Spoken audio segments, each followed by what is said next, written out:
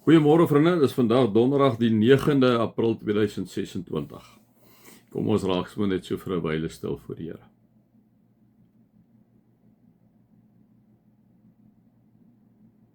Dankie Here dat ons weet U leef en dat U by ons is. Amen. Vriende, mag daar vir julle genade en vrede en oorvloed wees omdat julle God ken, Jesus ken en die Heilige Gees ken. Vriende, ja, ons begin inderdaad vandag by 2 Timoteus, die tweede brief van Timoteus wat Paulus skrywe. Hy skrywe uit die gevangenis aan Timoteus. Hy is baie lief vir Timoteus, vriende, en hy sê hy help hom ook daarom, hom sê hy moet besop vir die afvalligheid wat op daardie stadium daar rond is.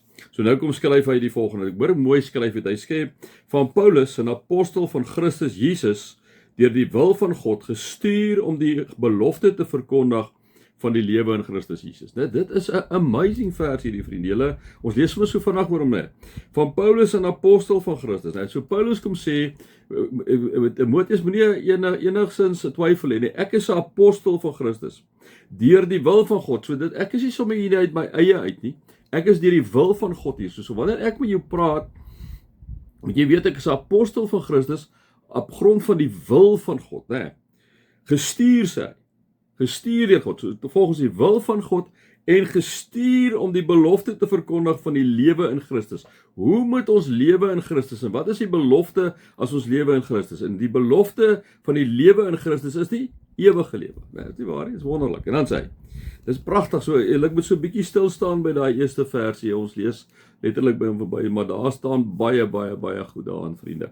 En dan sê hy aan Timoteus, en nou hoor hoe spreek 'n man, amazing, hy is baie lief vir hom. Hy sê, aan Timoteus, my geliefde seun.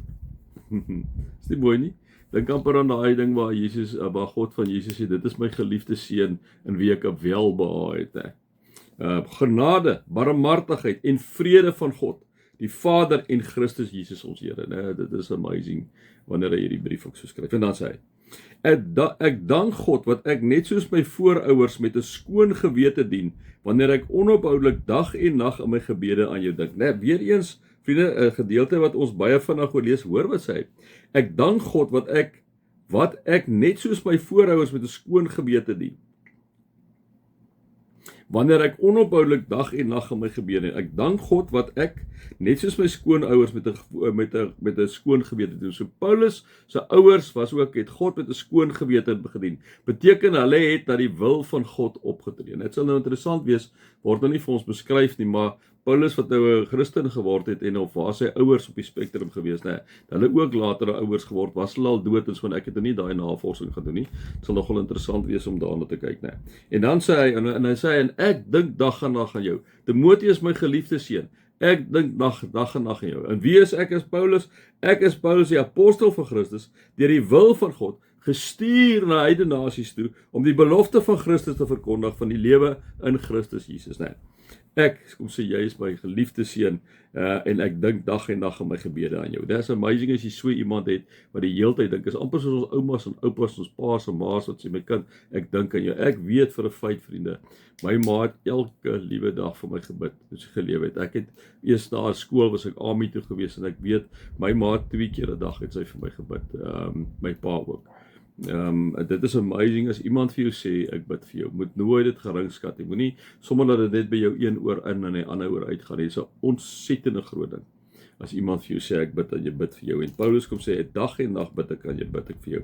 Ek onthou jou afskeidstrane en wil jou baie graag weer sien. So Timoteus was ook baie lief vir Paulus gewees, baie mooi verhouding tussen hulle twee gewees.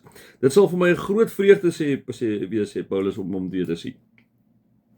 En dan kom ons hoor wat sê Paulus van Timoteus. Ek dink ook aan jou opregte geloof.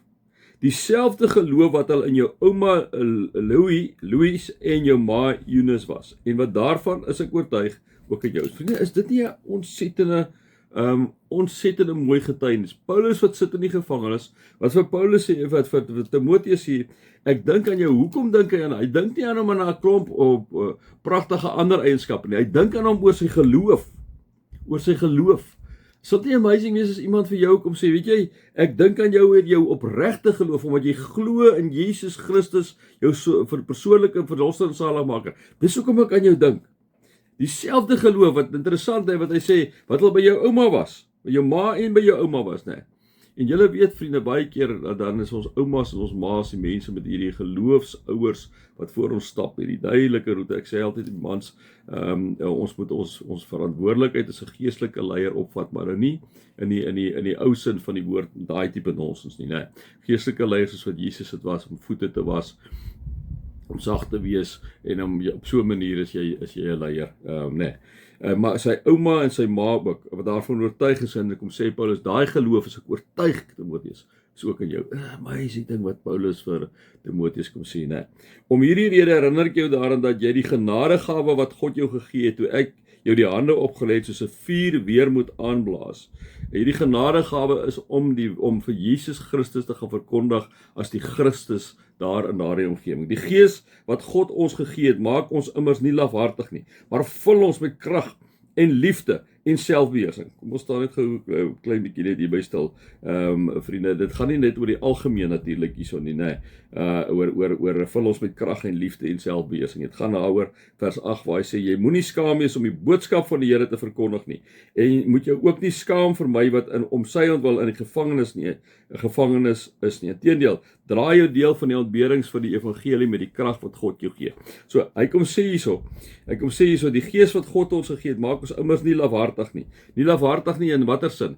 Om die boodskap van God te verkondig nie, né? Maak ons nie lafhartig nie in watter sin? Om ons te vul met krag wanneer ons met mense oor Jesus Christus moet gaan praat. Vriende, in die tyd wat ek en jy leef, raak dit al hoe meer belangrik dat ek en jy oor Jesus Christus praat. Daar in die werksplek, onder ons moslimpelle, onder ons hindoepelle, onder wie ook al, dat ons praat oor Jesus Christus. Hierdie Paasnaweek was 'n ongelooflike tyd wat julle kon praat daaroor. Wat julle vir die mense kon sê, dat julle nou in hierdie week wat kom vir hulle kom sê, weet jy, ek wil net vir julle sê, wat het gebeur? Jy getuig, jy breek nie hom af nie. Gaan nie daar nie, breek nooit iemand anders af nie.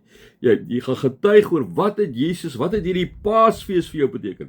Moenie skaam wees daar nie. Moslems vier Eid, dit Ramadan en al daai goed, vertel vir ons. Wat vertel julle vir die mense daar in julle werk van die fees wat verby is oor Jesus Christus? In die aard van die saak praat ek om nou nie met mense wat net die naweek is 'n lekker afnaweek en 'n lekker party naweek is. Jy het my gehoor wat ek en my praat en neem ek aan as mense wat regtig diep en innig lief is vir Jesus en ook hierdie naweek met die nodige respek en agting hanteer het, né? So Paulus kom sê vir hierdie Timoteus, die Gees van God wat ons gegee het, maak ons immers nie lafhartig nie. So laat ons nie weg dak en daai om Jesus Christus te verkondig nie. Maak ons nie hulle lafhartig nie. Hy maak ons braaf. Hy vul ons met krag en liefde. Nee, so jy doen altyd kom sê jy draai die woord van Jesus oor in liefde. Nie in 'n top-down approach nie in 'n afbreekende manier nie, glad nie.